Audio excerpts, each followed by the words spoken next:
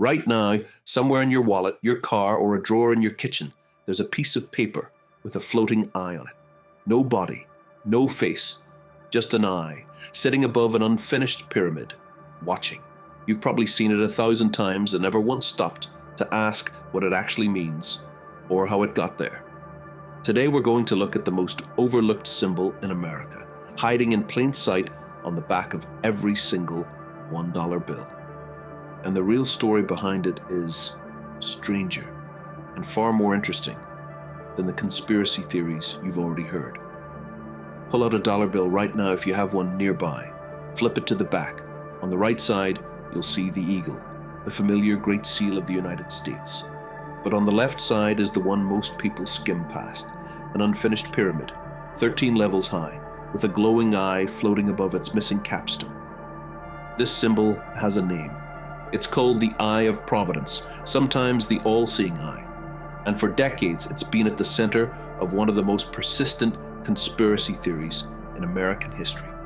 The idea that secret societies, the Illuminati, the Freemasons, embedded a hidden code into the foundation of the United States itself. Here's the part almost nobody mentions. The real history is documented, traceable, and in some ways, even stranger than the myth. The idea of an all-seeing eye, representing divine watchfulness, goes back thousands of years before the United States was ever founded. Ancient religious texts describe a God whose eyes range over the whole earth, watching everything at once.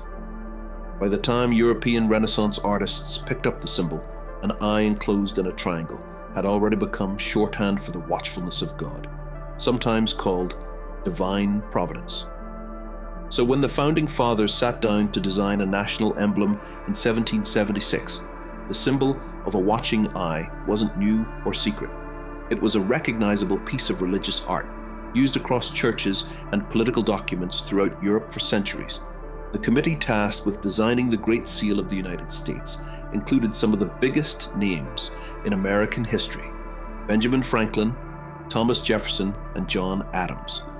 An artistic consultant on the project first proposed placing the eye above shields, representing the original 13 states. In the final version approved by Congress in 1782, the eye was placed instead above an unfinished pyramid of 13 steps, symbolizing both the founding states and the unfinished work of building a new nation. Above the eye runs a Latin phrase, Annuit coeptis. It translates to, Providence favors our undertakings. The message was straightforward for its time. A new nation, watched over and blessed by God, still under construction. No hidden code, no secret password. Just a fairly literal 18th century religious statement. Here's where the story takes a turn that surprises almost everyone, including people who've spent years convinced this symbol proves a Masonic conspiracy. The Eye of Providence was adopted into the Great Seal in 1782. Freemasonry, as an organization, did not officially adopt the all-seeing eye as one of its own standard symbols until 1797, in a published guide called The Freemasons' Monitor. That's 14 years after the Great Seal already existed. In other words, the timeline conspiracy theorists usually tell is backwards. Freemasonry didn't plant the eye into the nation's founding symbol. The eye was already a known religious emblem, and Freemasonry adopted it afterward, the same way it adopted many older symbols to express ideas its members already believed. And here's another detail that quietly undercuts the entire theory. Of the handful of men who actually worked on the Great Seal's design committees, only one, Benjamin Franklin, was a Freemason.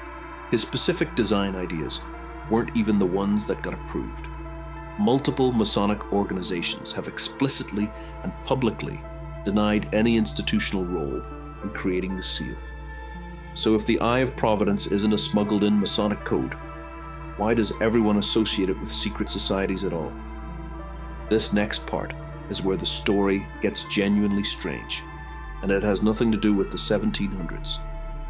The Great Seal existed for over 150 years as an official government stamp, used to authenticate documents. It was not printed on paper currency at all until 1935, during the Great Depression, in a redesign pushed forward by President Franklin D. Roosevelt, and his Secretary of Agriculture, Henry Wallace.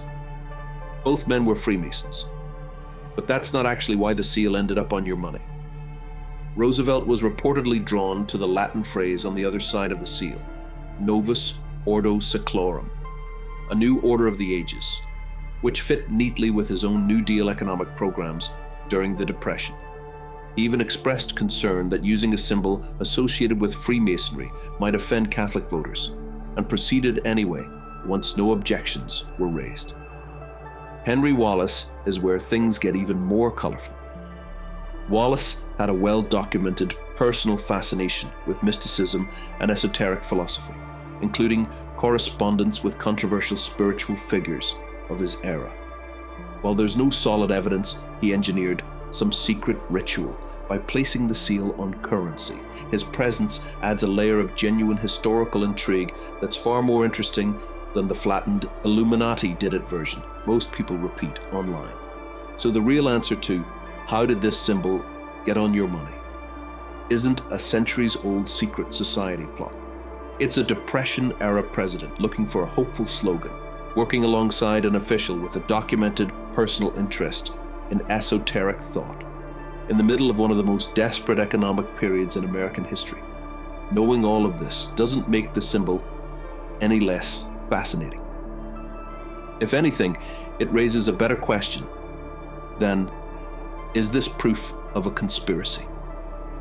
Why does a 5,000-year-old religious symbol for divine watchfulness still feel unsettling to us today, printed on the most common object in modern life? Part of the answer is simple. An eye with no face, no body, just watching, taps into something primal. Symbols of surveillance and judgment tend to stick in the human imagination, regardless of their actual origin. Pair that with America's long history of secret societies, real ones like Freemasonry, and invented ones like the modern Illuminati myth, and you get fertile ground for a story that feels more satisfying than the truth. A quiet religious phrase from desperate, hopeful men trying to hold a fragile young nation together. The eye was never secretly inserted by a hidden hand.